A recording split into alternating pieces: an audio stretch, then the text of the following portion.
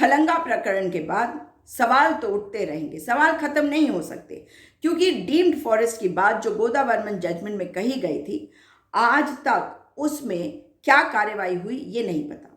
इसमें chief secretary के तहत एक एक्सपर्ट कमेटी बनाई जानी चाहिए और उनको वो रिपोर्ट मिलेगी, जो रिपोर्ट सुप्रीम कोर्ट में जाना चाहिए। अब मार्च 4, 2025 को फिर से इस बारे में कहा गया, जब कई रिट पिटिशंस जो एक्सपर्ट्स फॉर्मर आईएफएस ऑफिसर्स वगैरह की तरफ से किया गया, जिसमें जो फॉरेस्ट कंजर्वेशन अमेंडमेंट एक्ट लाया गया था 2023 में, और उसमें उन्होंने कहा कि जो फॉरेस्ट की डेफिनेशन है उसके साथ छेड़छाड़ करी गई। माननीय उच्चतम न्यायालय ने ये माना है कि 1996 दिसंबर 12 को जो गोदावर्मन जजमेंट आया था, उसमें जो बातें कही गई थी कि कितने फॉरेस्ट हैं और डीम्ड फॉरेस्ट जो हैं उनके बारे में आप लिस्ट बनाकर सबमिट करें। कोई भी स्टेट ये काम ठीक से नहीं कर रहा है। ऐसा नहीं है कि किसी ने किया किसी ने नहीं किया। 1996 से अब तक की बात कर रही हूँ। तो अब की सरकारों को ज़मीन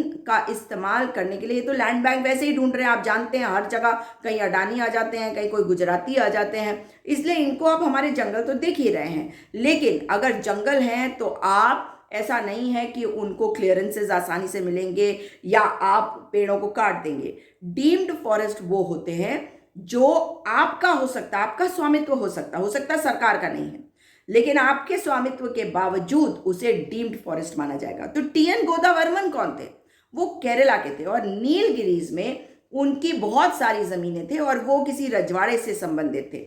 तो वो सुप्रीम कोर्ट इसीलिए गए थे क्योंकि उनके पास जो फॉरेस्ट लैंड था उसका दुरुपयोग करने के लिए सरकार बैठी हुई थी। मैं उस डिटेल को किसी और वीडियो में आपको बताऊंगी, लेकिन इसी कारण से सुप्रीम कोर्ट ने केवल नीलगिरी की बात करते करते पूरे देश के लिए ये जजमेंट जो है बहुत ही एक लैंडमार्क जजमेंट दिया।